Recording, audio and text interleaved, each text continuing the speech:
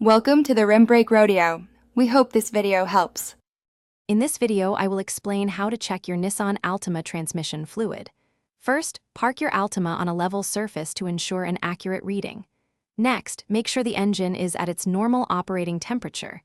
This is crucial for a correct measurement. Finally, gather a few simple tools, such as a clean rag and a funnel, which will make the process much smoother and cleaner. These initial steps are vital for a successful check.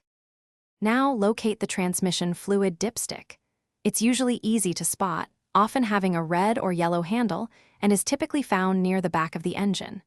Carefully pull the dipstick out, then use your clean rag to wipe off all the fluid.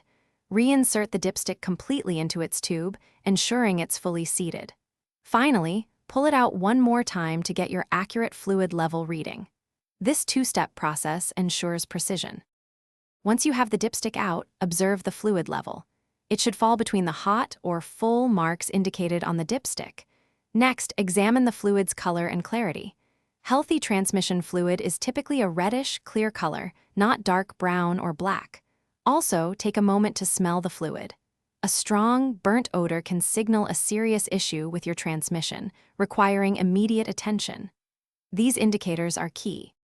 If your fluid level is low, add the recommended transmission fluid slowly through the dipstick tube, using your funnel to prevent spills.